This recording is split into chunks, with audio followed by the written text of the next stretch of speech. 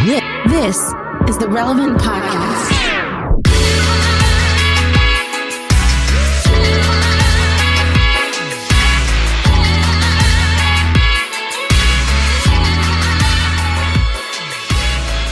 It's Tuesday, September 1st, 2020, and it's the Relevant Podcast, the new era, or the college years, or something. We should do a little colon, whatever. From Orlando, I'm your host, Cameron Strang, and joining me from Loverland, Virginia, it's Jesse Carey.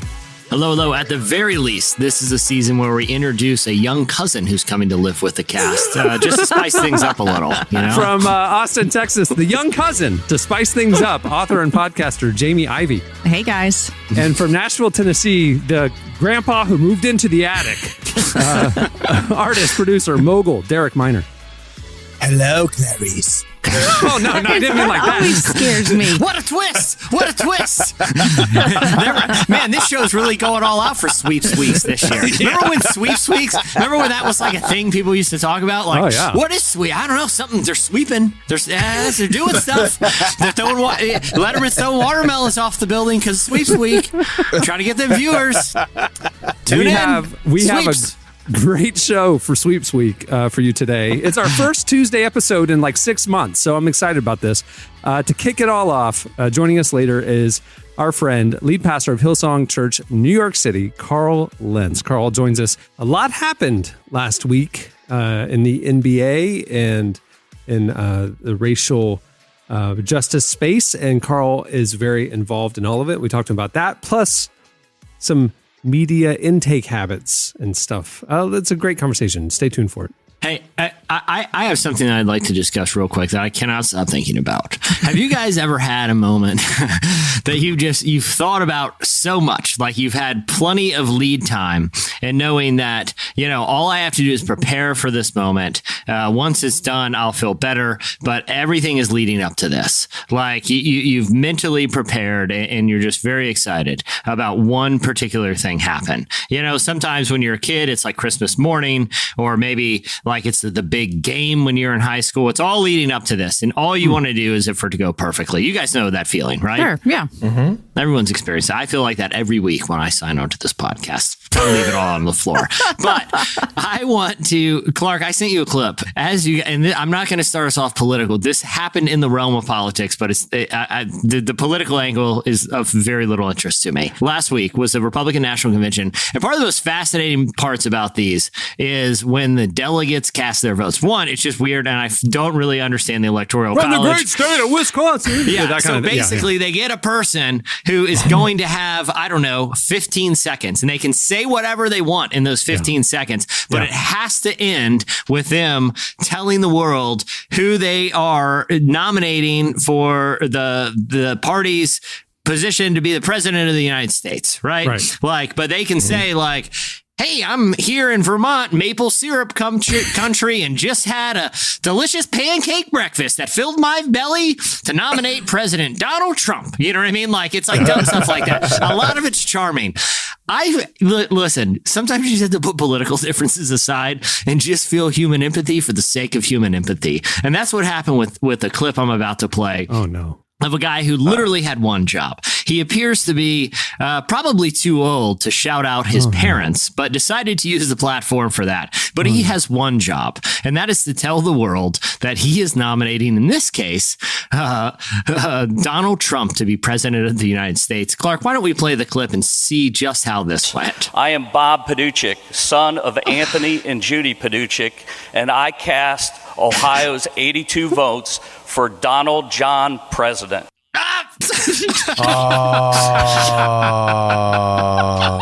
Oh, man. Donald one John. shot. He's like, okay, just don't screw that. He rehearsed He was that. so you know nervous. he has spent literally a week staring in the mirror, like, okay, when the red light comes on, when my Zoom cube is up, all I have to do is say my parents' name. I don't know why. I don't think legally we have to know who your parents are to be a delegate, but I'm glad he did it. He's trying to cover his bases. Okay, he doesn't need lawyers getting involved here. I'm going to state my parents' name. He's trying to make his parents so proud. You know, all I have to say, and I am proud to nominate, in this case, Donald John Trump. And literally For president.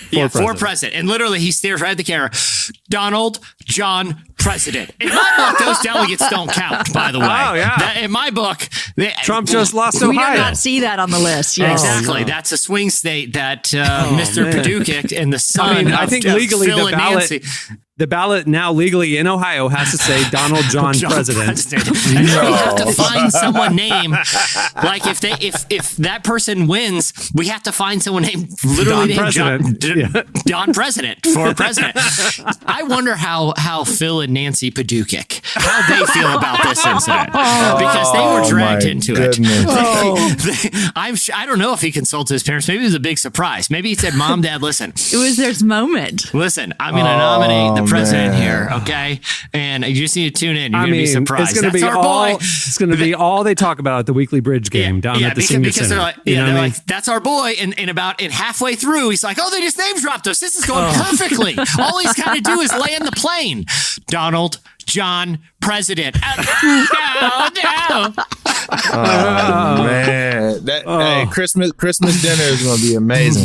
Thanksgiving, all of that. Yeah, it's gonna be amazing. Oh man! All right. Well, it's our first Tuesday show in 6 months. So to give you a little overview, later I told you Carl Lentz is joining us, and this week and on this episode we also have slices each week, and we'll have your feedback at the end of the show. Sometimes in that last slot we'll play games, have listener of the week, that kind of stuff. We'll have some fun with y'all on the Tuesday show. So stay tuned for all of that. Okay.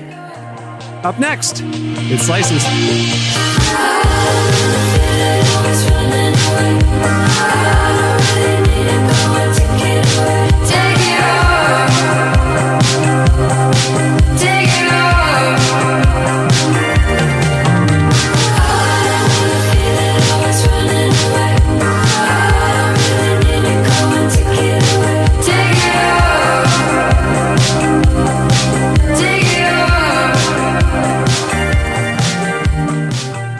You're listening to Laurel. The song is Scream Drive Faster. Well, today's show is brought to you by Convoy of Hope. Over the last several months, life has changed for many people. Businesses have shut their doors, millions of people have lost their jobs, and no one really knows when life will return to normal. But often in the midst of despair, hope flourishes.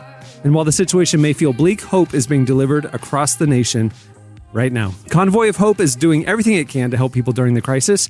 Their team embarked on a mission at the beginning of COVID to provide 10 million meals to people in desperate need. But thanks to your help, to date, they've delivered more than 100 million meals to those hit hardest by the pandemic. If you'd like to support their ongoing mission to deliver help to those who need it most, visit convoyofhope.org/relevant. Whether it's a share on social media, a prayer, or a financial gift, they're grateful for any help you can send their way. That's convoyofhope.org/relevant. Okay, it's time for Slices. What do you have, Jesse? I wanted to bring something a little lighter. There's a lot of heaviness going on. We got Paducah, flubbing his one controversy, making us all feel weird and awkward. Scott's Tots entering the DNC. The last thing we needed for our political Anytime discourse. you bring a surprise clip, I immediately know it's going to be a Scott's Tots level cringe. That is your love language, and I hate it. If the political situation in this country hasn't got bad enough, now we have poor Paducah making us all feel weird. Okay, we can't even laugh at a funny thing on the internet anymore. So I needed to bring something lighter fare this week. We talk about a lot of heavy stuff, and that is what claims to be the last functioning Blockbuster video store in Oregon. What they are doing just to try to, if there's one place, the people aren't going right now during the pandemic. You want to limit your exposure to retail places. It's not like this Blockbuster store was presumably getting a lot of foot traffic anyway, because I don't even know many people who have a device that can play a DVD anymore. Like, no, I don't know if someone handed me a DVD and, hey, you got to watch it this afternoon. An Xbox. My son's That's Xbox. what I was going to say. My kid's probably on their Xbox, but yeah, That's it. Yeah. I think I have an Xbox in the closet somewhere, but it would be difficult. But either way, so Blockbuster's not getting a lot of foot traffic, but they are, for this one, for a handful of nights in the month of September, have found a way to generate some press and do something a little creative. But again, I don't know who this is for. They are converting the Blockbuster store for a handful of nights in September to be an Airbnb. And they're putting a living room right in the middle of a functioning Blockbuster video. That's fire. And they are inviting people. And I want to read from the Airbnb listing. And here's what I want you guys to tell me.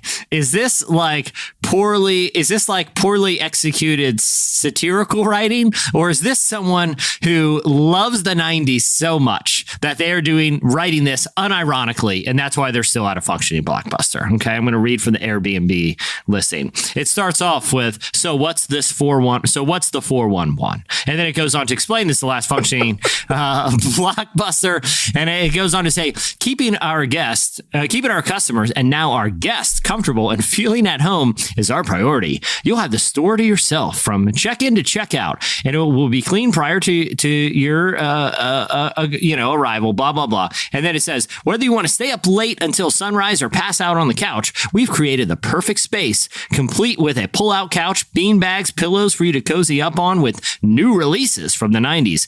Crack open a 2-liter of Pepsi before locking into a video game, charting your future in a game of MASH, or watching movie after movie. Just be wary of reciting Bloody Mary in the staff bathroom off on your break room, as you just may summon the ghost rumored to haunt the store. And help yourself to some nerds and Raisinets and popcorn. Is this person just someone? Not there. me. Just go down to Walgreens and buy some of the candy and sit on your own couch. And get in your own bed. Yeah, I'm there. You want to sleep on the floor of a dirty Blockbuster? No, thank you. Bruh. No, they're going to put a living room in there. It's a pull-out couch. Again, a used somebody else pull-out couch. This is not... No, thank you. And the furniture, I love it too, because they put furniture on the listing, and the furniture is from like a 90s bedroom. It is not contemporary furniture. Gotcha. Yeah. So is there a hot tub there? That's the question. There isn't a hot tub. But if it's appropriately 90s themed, there should probably be a waterbed, which is basically a hot tub balloon. It's room temperature water. Did y'all ever have hot tubs in your homes growing up? Hot tubs? No. Yeah, I'm sorry, waterbeds? I was going to say, I'm black, bro. No. Okay, my husband had a waterbed growing up. Jamie, your husband had a waterbed, but this is, I'm assuming, prior to you guys. When he was in high school. Okay, wait. That Jamie, means your husband's kind of our age, so that means like us having a waterbed. We graduated in 96. In the 80s, my parents had a waterbed. Yeah. But like I didn't have a waterbed. Can I be honest, Jamie? A single guy with a waterbed's a giant red flag. I'm sure Justin's a lovely Listen, I did not know man. about this waterbed when I met him, so there's that. Hey, I was going to say, Jamie, hey. It's like he pulled the good girl. What if I told y'all right now that we had a waterbed? Hey, motion in the ocean. Okay. All the jokes. We don't. All the jokes. Listen, a single guy with a waterbed is like a single guy who drives around a big van. It's like something. I don't put it. They're like, oh, what'd you get the van for? You got kids? You hoping a little league team? No. Just wanted a van. They're like, it's just you though. Yeah, just me. I got the waterbed back in place. Just cruise around in the van. Want some candy? It's a red flag situation, Jamie. But either way, he was in his parents' house, so it's not like he was in an apartment by that's himself. even with more the of a waterbed. red flag. Okay, you're just making the case where listen, it was nothing weird. He was in the basement of his parents' house. Okay, that's where the waterbed was. It's like 16. You're making it worse. Oh goodness! The question is, was it a hand-me-down waterbed from the 80s from his parents when they upgraded their mattress, or did he go out shopping at Rooms to Go with his mom? I don't know. We need to understand what transpired. I don't know what brought on the waterbed, but it's funny. But I'm glad. I'm glad you guys have put that in the past because. So all that to say, if you want to sleep on a stinky old 90s couch in a dirty Blockbuster in Oregon, go ahead. It's an Airbnb, right? I'm with it. I appreciate the swing here. Okay, everyone's trying to make it right now. We're trying to figure this thing out. True. They're pivoting. You got to pivot. That's true. everyone's pivot. I see a lot of restaurants here locally doing new things just to kind of generate, alternate income and stuff. So there you go. Good job. Last Blockbuster.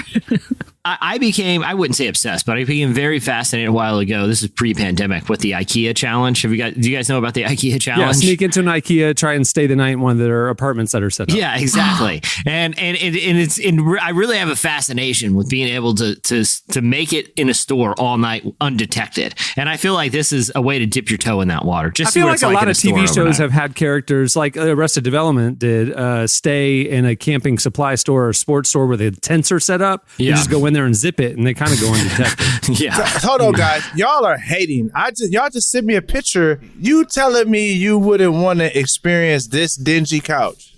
Hey, I will take $27, go on Facebook Marketplace, and set that all up for you at your own home, Derek. You don't need to pay to go to an Airbnb. Derek, listen, I don't think it'd be that hard to find a legit abandoned Blockbuster and set this up. And you can just move in. And I don't know anyone. Like, I think after like 2 weeks, the way I understand squatters' rights, that's yours as long as you're not leaving. Hey, so this Blockbuster is like Highlander. Like, there can be only one. It's like the last one. This is it. Yeah, it's the last one standing. Hey, look, save it. Save Blockbuster. I think we all should put a hot tub in the middle of it. Here's the thing about them being the last Blockbuster. 99% of the stores were corporate owned, corporate went bankrupt, and whatever. But a couple of them were licensees. That's what this store is. So it's independently owned. But if there's no corporation because it's bankrupt, it's gone now. There's no corporation overseeing it. I could just print out the Blockbuster logo and start my own Blockbuster here in Orlando, couldn't I? I mean, anybody can start a Blockbuster. It doesn't exist anymore. It's just videos with a logo on it. But hypothetically, the only thing stopping you from doing that is terrible judgment, because I think that would be a very non-prudent decision. I just don't know how many people are interested. We're going to make his a 1990s one there in Nashville. Hey, that's what I need for my birthday. Let's have a Blockbuster party. All right. What do you have, Jamie? Okay, so it's a new month, September. We know the election's right around the corner. Rock the vote. In fact, I just got my new voter registration card in the mail, so everyone needs to vote. I have a story that puts a little spin on the whole rock the vote mantra that you'll hear people saying. You guys... Oh gosh, I just thought of something, you guys.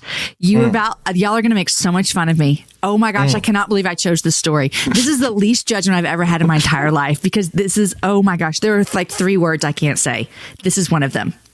Dadgum, Jamie. Okay, listen, I'm about to say it. Y'all can make fun of me. I'm so intrigued. That was the greatest build-up for a slice ever. Like, you Clark, don't even know how mad. Ready. You don't even know how mad I am at myself right now. Jamie, I'm so excited for what you're about to say. Is the word moist? My gosh, no.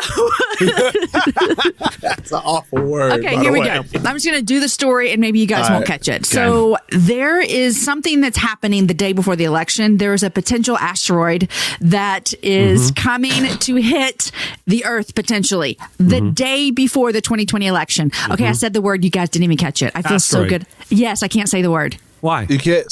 Asteroid. You can't pronounce it. I can't say it very well. It's not dirty. I just can't. And I can't say the word ROY. I have 2 words like that. Okay. Brewery. I stumble all over the R's. Yeah. And correctly pronouncing February. Okay, I'm not alone here. Yeah. I can't say Rory, like ROY. Rory. So asteroid. Okay. You can't say asteroid. Asteroid is hard. You're making it 3 syllables. Don't. Just say asteroid. Listen, I'm 42. I've been trying to say these words for my whole entire life. Okay. I can't say them. Can you say rural? Rural. There you go. Okay. So you said asteroid. Asteroid. So like... It sounds like ASS. Asteroid. Like a hemorrhoid on your butt. An asteroid. Listen, I was about to start reading the story and I thought, Jamie, I cannot believe you chose this because there's that word, asteroid. As frightening as an asteroid coming to Earth sounds, having us to deal with an asteroid, What would be worse? It's more terrifying. If that asteroid hit a brewery, I'd be screwed because that'd be very hard to report on. Oh my gosh. February. February. If it came in February and hit that brewery, that asteroid's just Rural terror. Okay, so the story is literally there's an asteroid that is, what do they do? Rotate, I guess, around the just power Earth? through with Orbit, confidence. That orbit. one There you sounded go. good. There you go. Yeah. So there's an asteroid that is set to potentially Boom. hit Earth on November 2nd, the day before the election. But don't be too worried, you guys, because researchers think that it might dissolve before it even gets here. And it has 0.41% chance of reaching the Earth. But it is funny that this is set to land the day before the 2020 election. I think that is crazy. I mean, And frankly, I don't like those. I don't like those If odds. Revelations taught us anything. I mean, think about it. It's when the gospel is preached to all people all around the earth. Think about the internet, digital age. Pretty much all people groups have access to the gospel now. An asteroid's coming. Just finish it out. We're done. I will say this, that it is disconcerting to me because, I mean, that's not a 0% chance we're getting hit by It's an not asteroid. zero. Okay. That's slightly less than 1%. It's still a chance. We're talking about getting hit with an asteroid here. Okay. I'd like to be free and clear from that. I at least like to say, if it gets closer, here's the plan. Because my concern is there's no plan. We just got Space Force off the ground, and I don't even think they're allowed to call it Space Force. They didn't even get the trademark. Okay? So now we got to prepare. So you're telling me. Wait. Is that true? Is that true fact? They didn't trademark Space Force? Yeah, no, Steve Carell and Greg Daniels own it. Gosh. The show? I'm gonna fact check that while I'm talking, but I'm almost certain. great. I'm almost certain that is true. Well, they're the government. They'll just They'll just the take trademark. it. They'll just take it. I mean, they'll Netflix just- secured Space Force trademark before the U.S. Armed Services. Oh my gosh. So it is true. So we can't even get Trump's face. I love this headline from the Hollywood Reporter. This is from last month. Or this is from June, actually. Trump's Space Force already lost its first battle. They can't even call it Space Force. We can't even get the name. And you're telling me there is a literal chance. I'm not saying. Where's Bruce Willis? We need this to isn't shoot Ben even- Affleck and Bruce Willis up into the sky and let them climb But onto that's that not even gonna asteroid. work. That's Why? I listened to this podcast where these people fact checked, like, would you be able to drill down and drop a nuke and blow it up? One, they said it wouldn't do anything, it wouldn't explode it. But two, have you guys ever seen the video? And I don't want to be morbid here, but this is my concern with the situation we find ourselves in right now, is that we're going to come up with an idea and no one's going to think it through. Did you guys ever see the video of that giant blue, humpback whale that washed up on that beach, washed up on this New England beach, back in the 70s? You guys ever see that video in the town trying to figure out what to do? They decided it was too big to move and it was stinking up the beach, right? At the end of the day, it's a giant rotting fish. So the town engineers, this is true. You can watch the video. Okay. I don't recommend it because it's horrific, but it's a giant blue whale. And they're like, you know what? We'll just blow it up. Just blow the whale up. It's just a dead whale. We can't get it out of here. We can't push it back to sea. It's The too whale big. got splattered everywhere. The whole town was covered in whale. You went from one big whale problem to a lot of small whale problems. My concern is the asteroid is going to be the same kind of thing. They're going to be like, we should just try to blast it. There's a 0.4 chance it's going to hit us. We just blast it out of the sky, and then we just create a shotgun full of asteroids. I don't trust. This is very concerning news, Jamie. I wish you had brought something else. Just give me a lot of And anxiety. the question too is, it just says hit Earth, but there's a lot of land here. Where is it going to hit? Yeah. I haven't seen. I've looked and I haven't seen it anywhere. There's a brewery over in Oregon by the Blockbuster. Yeah, we're just very unprepared for this. I feel like we've known since Armageddon. We've known since the film that this is probably something we should not begin the to biblical consider. Armageddon. That we're not saying that's happened already. You're No. talking about the Bruce Willis. You film. would have thought we would have learned from the dinosaurs, but I'm saying humanity didn't really start thinking about this until the Michael Bay film, and we've had ample time. Okay. Owen Wilson rides on horseback in that movie. It's awesome. Okay. We should be able to figure something out. Hey, it's America. We'll blow it up. We're good. We got it. We got this. Well, why is guns it will our fix responsibility? Why can't the other countries 'Cause we have take Space Force. charge for once? Because we have Steve all the Carell guns. does. We have all the guns. We Did got you this. see the declassified footage that came out last week of the Russian nuclear explosion, the largest one in human history? No. And it was classified, and a photo of it finally was released. I mean, it was years and years ago, but I mean, it takes the American explosions, and it's like times 20. It's unbelievable. Wow. So let's just let them shoot that thing up there and take care of it. We're good. I mean, I feel like let's get it. I feel like we draw. Putin will do it. We draw straws, and every nation gets a shot at this thing. Everyone gets like there's gonna be some cool like small country that doesn't have nukes that's gonna come. They're like, well, we got like a net idea, guys. So anyone think about a net? Because that's what here in Latvia we're going with a net idea. Yep. You powerhouses go with your nukes. Okay, we got catapults and nets and propulsion things. We'll figure something out before you guys get involved. All right, what do you have, Derek? Yo, so I don't know about y'all, but first off, for those of you that don't know, I am a huge comic book superhero guy, and DC Fandom was a couple weekends ago, and there is a lot of dope stuff. But out of all of that, we got a new Batman coming, and it's going to be amazing, and that's all I wanted to say. And I just want to say I told everybody that's amazing. So a year from now, when you're watching it in all of its glory, I just want you to say thank you, Derek. Well, tell us about it. Like, I saw the I haven't trailer. heard this news. So right? what's going to be new about it? So we got Robert Pattinson. Okay. So, and everyone only knows him from Twilight, but you got to check out his indie films. Like, he kicked the Twilight stuff to the curb. He actually did pretty good in Twilight, Is he in Tenet honestly, too, or am I way off? He is in Tenet. He is in Tenet. He's absolutely in Tenet. And then you have Matt Reeves, who directed The Planet of the Apes. So, to me, that's one of the most complete series of films I've seen in recent history. So, my faith is honestly in Matt Reeves. We're going to have Catwoman. We're going to have the Riddler. They got a dark spin on a Riddler. Riddler's kind of almost like the Jigsaw killer from Saw.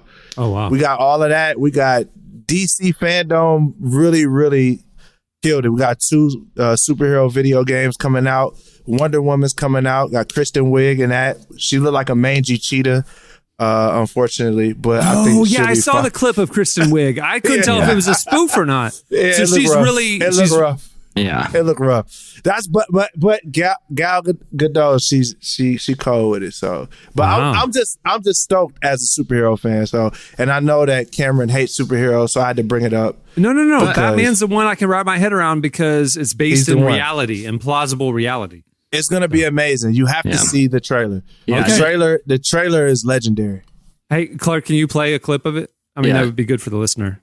This one is even more gritty and reality based than the Christopher Nolan ones. Really? Yes. I've heard it kind of jokingly described as the A24 Batman. You know what I mean? What? Like it takes a very indie approach to telling a superhero I will story. get down with that. It's really dark too, It's my isn't kind of it? filmmaking. Yes. They went detective.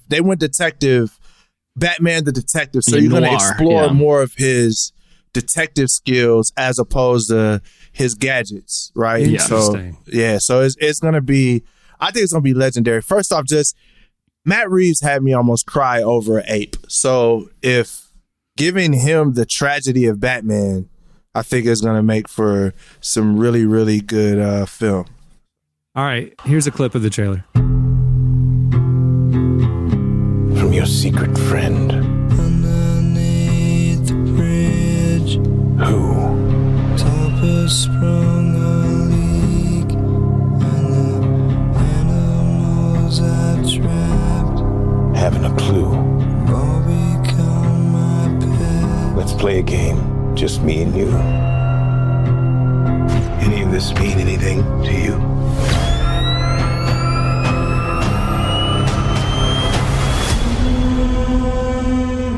So ideally, I think the idea here is they're going to skip the whole origin story. We know his parents are dead, and they're just going to show his development as a detective. So I think that's where we're getting. So you got this bad guy, and he's testing his resolve. So I'm super excited about it. The cast is unbelievable. Along with Robert crazy. Pattinson, it's Zoe Kravitz, Colin Farrell, Paul Dano, Andy Serkis, Peter Sarsgaard. Oh, I'll get down with this. Yeah. For sure. And Colin Farrell is playing a penguin, and he's put this like he doesn't even look like himself. Oh, I saw the picture. He looks like It It's looks like crazy. me when I gained all that COVID weight. Like your face shape, it just changes. Like you look different. Yeah, It's crazy. Yeah, it's gonna be insane. So okay, I can get down with this. This is good. That's a good lineup. So Peter Sarsgaard is in it. Peter Sarsgaard, Jeffrey Wright is in it. Is it the same Peter Sarsgaard that hosted SNL in the early 2000s after the SARS epidemic, and they had a skit where SARS was over. And he was trying to cash in on it, but was too late. And he had a surplus of the mask. Peter Sarsgaards, and he was trying to do a sale. And I was like, they invited him to host SNL just for that one joke of Peter Sarsgaards. You know, that was the whole, like, we got to get Peter Sarsgaard. Is he very big? Is he a big guy? You don't recognize him. You know, Peter Sarsgaard. This was brilliant. He was in the thing with the person about the, Peter Sarsgaard's trying to sell his Sarsgaards. Yeah. So why do we want him again? Oh, I got this idea for a Yeah. Peter Sarsgaard. Very cool. Well, that'll do it for Slices. Hey, you know what? Go over and check out the podcast episode page at relevantmagazine.com. Some of these extras, these trailers and stuff like that, we're going to be posting them now moving forward over at the podcast episode page at the all new relevantmagazine.com. Go check it out. Okay, stay tuned. Up next, Carl Lentz joins us.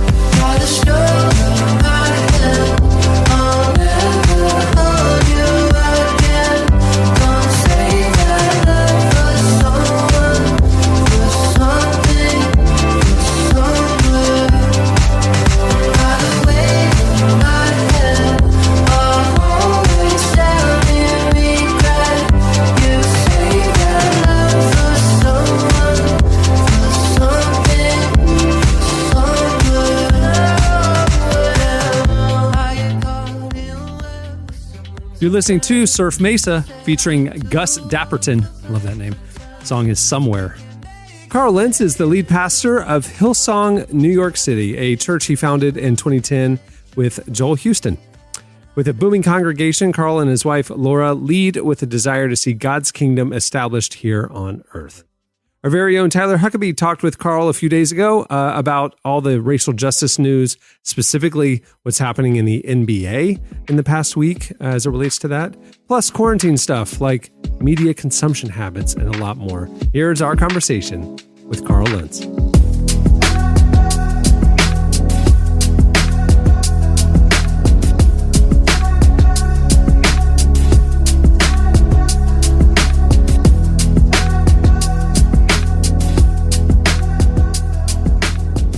So as we are having this conversation, actually, we just received words that the Bucks are going to strike tonight. They're not going to play they're not going to play a basketball game tonight, and this has been kind of a long time coming.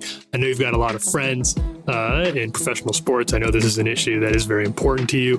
What do you have any words of wisdom or advice about what we're seeing right now? You know, Tyler, I think my heart has just been so heavy and my head has been clouded. Like I haven't even known what to say, the past couple weeks, I think, because it can seem like we're in a bizarro world of sub-reality. I don't understand sometimes the contention. I don't understand the arguments. I don't understand why people want to make something so divisive when in reality, I keep telling people as far as our church's stance, I don't think we've done a controversial thing yet. And so when we get hit with stuff, I'm always going like, man, it's more evidence to me. Like all we've done is hear from hurting people, make reasonable stands, logical stands. They're not always going to make everybody happy, but when it comes to the issues we're seeing right now, what I'm trying to get people to do is start with themselves. Start with me. Like I said something early on where I said, if we could treat racism like COVID, I think we'd be ahead of the game, because when that pandemic hit, we told people to do a couple things.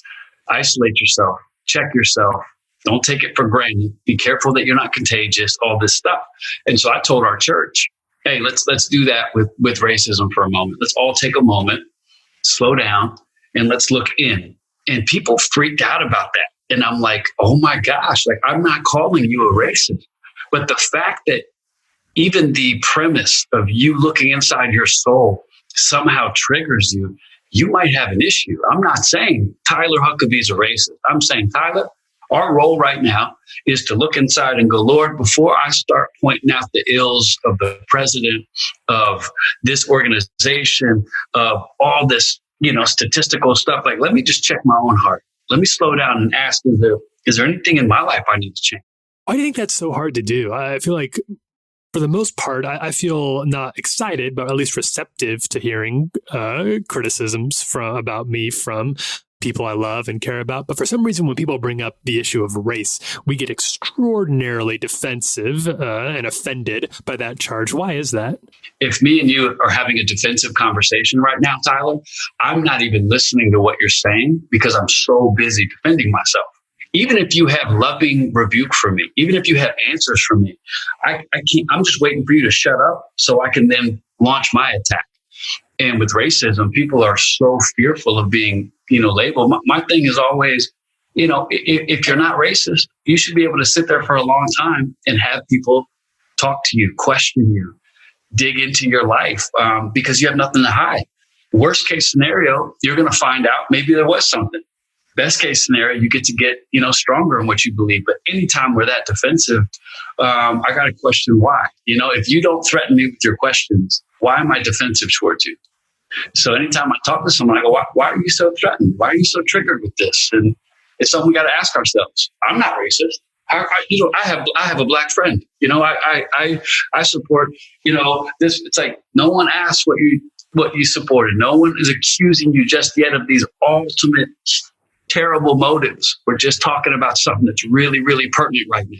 Is there a better way to have these conversations? Is there a better way we could talk about this in a way that is unifying and uplifting instead of just purely divisive? I don't know the answer, Tyler, to be honest with you, because we tried to be as peaceable as we can. And it doesn't matter what you do.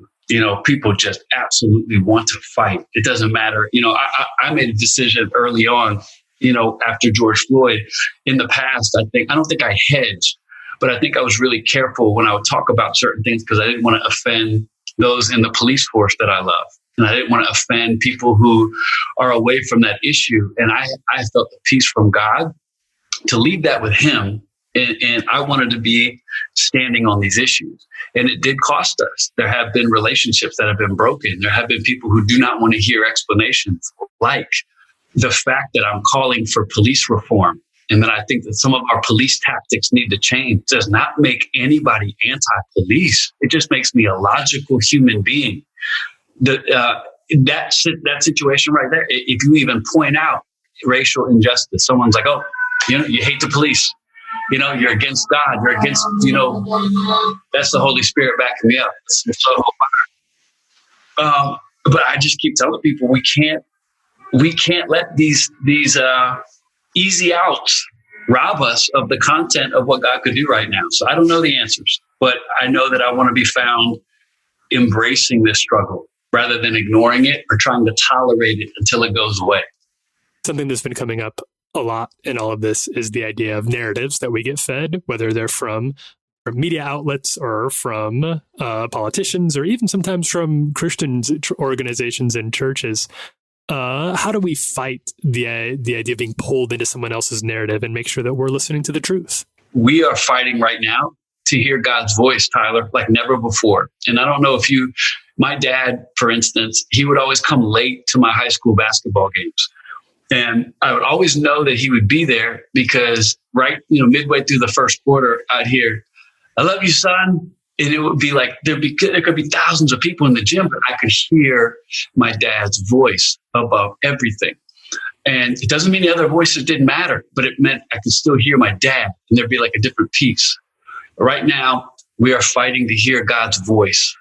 And to me, that is everything. It's like, read your commentaries, listen to Fox News, ingest your CNN, whatever you want. But at the end of the day, have we lost the heart of God in this? Like, can you still hear that whisper of the Holy Spirit? Can you still hear the voice of God through his word that doesn't need a commentary? It doesn't need a narrative. And for me, that's what brings me peace.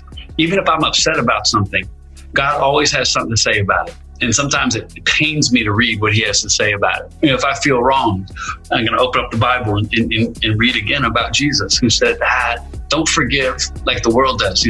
Let's try this on for size 70 times 7. It's just like, like these voices, that's what gets lost during these crisis moments. It's like people forget they're Christian.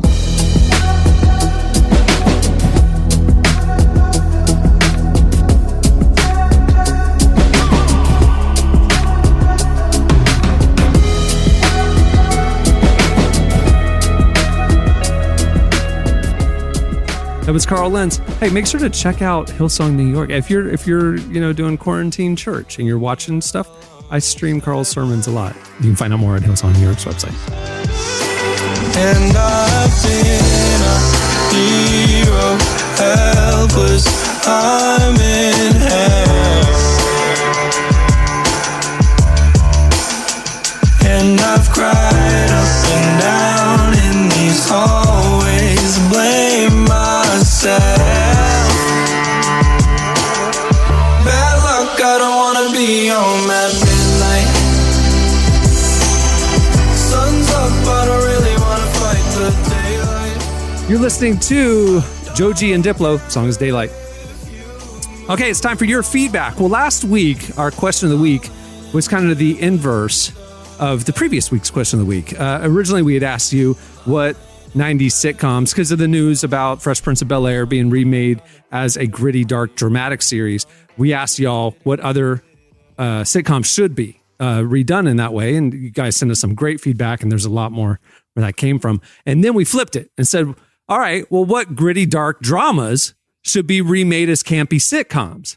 You guys hit us up over at Relevant Podcast on Twitter, and you also messaged us at the Relevant Magazine Instagram account. Here are a few of our favorites. I really like this one from Evan. It's a new spin on House of Cards. It's a reboot, but the power couple is Ryan and Kelly from The Office. But the theme is they had successfully seized power and cleared house once Kelly became minority executive through Saber's Print in All Colors initiative. I would watch some more Ryan and Kelly. I love Ryan and Kelly. It is shocking how many of these suggestions, I mean, I'm going to say 80% of them were this dramatic show remade as The Office style. Like the Office seems to be the ubiquitous model here. Yeah, this one said Ozark, starring Dwight and Angela from The Office. There you go. Yeah, I'm rocking with my man Ben. He said The Wire basically as The Office. And that he said Avon Barksdale is a bumbling kingpin who can't keep his guys from acting up, but somehow still succeeds, played by Tracy Morgan. Tracy Morgan as Avon Barksdale? Yes. Okay. Stringer Bell is his right-hand man, played by Craig Robinson. Craig Robinson, okay. Shows a Dwight Schrute-like loyalty. I like it. Jim McNulty is Jan Levinson-type character, sees the insanity but can't help respect the results, played by Seth Rogen. Bunk is played by Donald Glover. Okay. Yep. Bunk is played by Donald Glover. Rawls is David Wallace type, played by Jim Gaffigan. Let's see. Omar is played by Michael Kenneth Williams. Ben really thought this out, didn't he? Yeah, Ben is killing it. Ben's killing He's it. going crazy. Ben Stroop got nothing done at his job this week. No, he remade the whole show. If Ben Stroop works for you, just know that 40% of his office hours are spent coming up with stupid replies to our question. I think Ben Good Stroop. job, Ben. Ben Stroop got a text message. He's like, "Hey, listen, you're on in like 5 minutes. You have to read the delegation for your state." He's like, "Oh, that's me. Okay. I want to thank Mr. and Miss Paducah and Donald John President." All right. I was gonna prep, but I feel okay about that. That's good. Oh my goodness, This Is Us. Rajiv Tiwari said, "This Is Us," starring Sacha Baron Cohen in every role.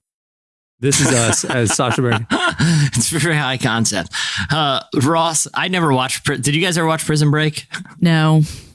But I think it works just understanding the title of the show and the concept and the fact that it ran for several seasons. I think I get this joke. I feel like Prison Break would be a good one. It's already comical how many times they have to escape from prison. That's the problem with naming your show Prison Break. After the first season, if it's hit, you got a problem. Once you're out, Yeah. what do? You're not going to believe this. I'm being framed for another murder, and I have to escape again and exonnerate myself. They have changed show name Prison Broke. Like now it's about their rehabilitation in society as seasons 2 through 7. Wow. There's a lot more where that came from. Some good ones. Go check it out on the Relevant Podcast Twitter account. Okay, well, at the beginning of the show, unprompted and unsolicited, Jesse Carey brought a very awkward viral audio clip from last week's NYC convention, as he is wont to do. Well, it got us thinking. You guys probably have come across a lot of awkward audio clips on the internet as well, and we'd love to hear them. Hit us up and send us the most awkward audio clip, cringeworthy audio clip that you can find You can tweet them to us at Relevant Podcast. It'd be tougher. I guess you could send us a link on a DM via Instagram. Can you do a hyperlink in that? Probably not. Just send them on Twitter. They're short. Follow us on Twitter at Relevant Podcast. Send them there, and we will play some of them on next week's show. Oh, my goodness.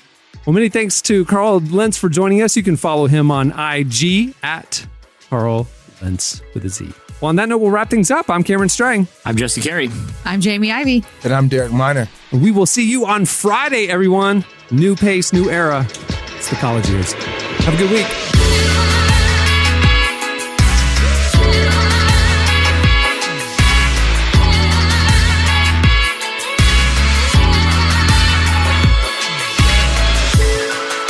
Thanks for listening to the Relevant Podcast. Check out our features, interviews, and news updates every day at relevantmagazine.com. And make sure to follow Relevant on Twitter, Facebook, and Instagram for the latest. For more great podcasts, check out our Relevant Podcast Network, featuring shows like Relevant Daily, Signs of Life, Unedited, and many more launching throughout the year.